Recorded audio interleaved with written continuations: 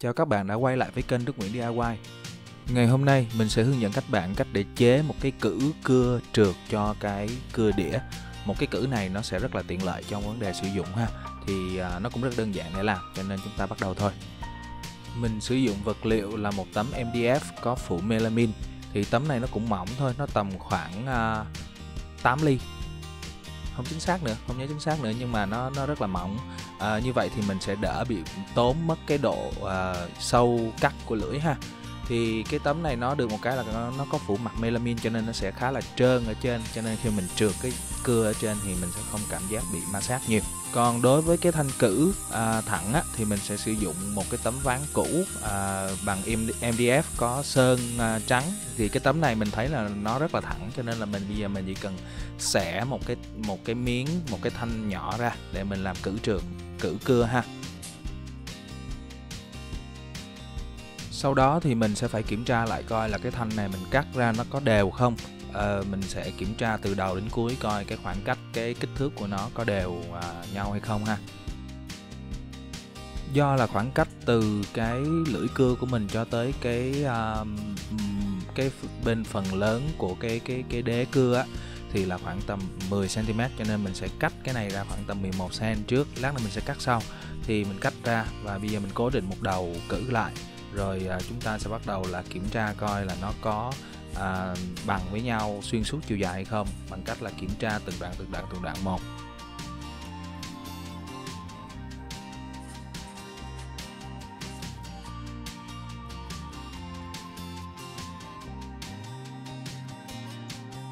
Thì ở đây thì cái phần chính giữa thì thường là nó sẽ hơi bị võng một chút, nó hơi bị cong một chút, cho nên là mình có gắn thêm hai cái cục hai cái thanh gỗ ở đây nữa để coi như nó giữ cái phần này lại để cho nó chính xác.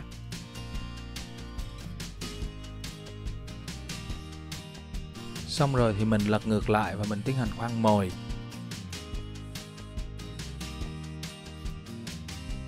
Mình sẽ dùng một cái mũi gọi là cái mũi doa đầu vít để cho bắt vít cho nó âm xuống mặt ha.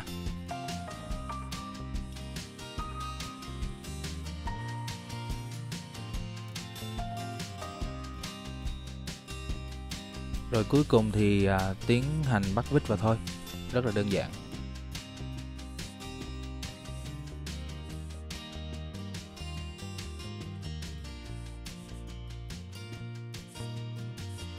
Trong lần sử dụng đầu tiên thì chúng ta sẽ tiến hành là cắt đi cái mép thừa. Thì khi mà cắt đi như vậy thì cái phần từ cái thanh cử cho đến cái mép của cái miếng ván trượt nó sẽ bằng đúng cái kích thước từ phía mép ngoài của cái đế cưa cho đến cái lưỡi cưa là 10 cm ha.